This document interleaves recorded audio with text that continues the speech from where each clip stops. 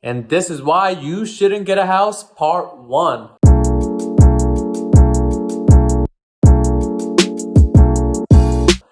It's very simple actually, and a lot of people don't know about it, but just think about it this way. You have a house, you have a salary. Your mortgage is $3,300 a month. Your paycheck is $4,000 a month. What would that do to you? It will completely take away everything you have, and you only have $700 left a month to spend on whatever you want. So try to house hack. What does that mean? Either you live on the first floor or the second floor and you rent out the other one. So with that, you actually pay off or at least a portion of your mortgage, and you yourself have more to spend on yourself and your family. So a lot of people ask me, how come I think this way? And it's because I personally bought a house back in 2015 for $660,000. And a lot of you guys actually ask, like, my house value will go up. So in the end, I win. But you gotta think about it like this. What was your main purpose when you bought the house? Was it to sell it at the end? Because if it wasn't to sell it at the end, how does that help you? Because if you weren't planning to sell it and you plan to live in it forever, that is money you lost. We're talking about entrepreneurship and business and how money works. So when I talk about this, I'm talking about what you could have made. So when I talk about buying a house, think about it like this. This is the example I'm going to give you. I regret buying my house, and the reason being, my house was 660 grand. My mortgage is approximately 3,300. And let's say I was to make 4,000 a month. Like I said, every single month I'll be dishing out that 3,300 to cover my mortgage. I won't really have a life because I spent most of it on my mortgage. So what am I gonna do? Am I enjoying life, or I'm just paying this off and just living my life, trying to act as if I'm comfortable and everyone's saying, oh, at least he has a house or whatever, but you really are in debt. So the better way to do it is to house hack.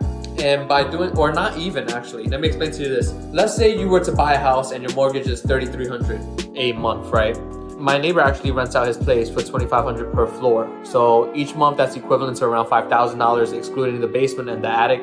If they fix it up, they could choose to do that too. But if he rents it out for $2,500 a month on each floor, that's $5,000, and your mortgage is $3,300. So subtract those two, you have $1,700 that goes to your pockets for you to use.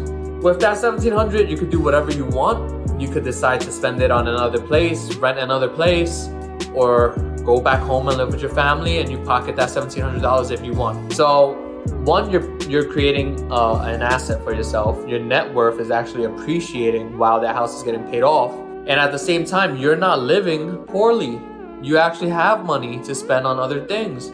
Whereas if you were to finance that house yourself, you wouldn't be making anything. Let's give the example of if you were to sell the house. If you were to sell the house 30 years later, let's say you were paying off this mortgage, whatever, and at the end of the 30-year term, your house is 1.1 million, and you were to sell the house, you pocket a total of approximately $400,000, excluding obviously like expenses or whatever the case might be. This is just for example purposes, so obviously the numbers aren't concrete, but you profited that money, right? For $400,000 or $500,000 in profit. But check this out. If you were to rent it out to someone else, every month, if you actually have a place to live, you will be pocketing all that rent money. So that's $5,000. You paid off the mortgage, $1,700. Your salary is $4,000. So that's $5,700 you have in your own pocket every single month. Let's just say you were to go rent somewhere else for $1,700. Just your salary alone. That $4,000, your living expenses basically paid for because you already rented a house with the profit you made from renting it to someone else. So $4,000, whatever you want to do with it, you could, right? If you were to live in it yourself, then you won't have any of your salary besides that $700 left after you paid off your mortgage. So if we do it in a logical math way, every month you're saving $4,000 that you pocket yourself, excluding compound. Let's just say $4,000 a month times 12 in the case you don't eat food or whatever the case might be, right?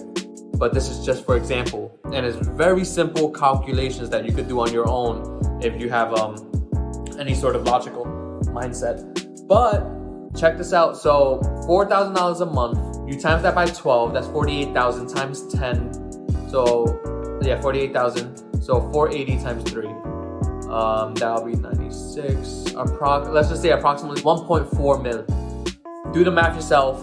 Obviously, I'm doing this in my brain. So approximately $1.4 million that you saved up because you rented out the house to somebody else.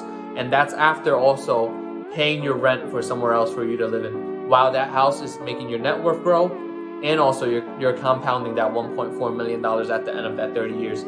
If you decide to sell that house, remember, it is not just the whole house value. So if you sell that house for 1.1 million, you actually pocketed the full 1.1 million because the mortgage, you never paid a single dime out of your own pocket.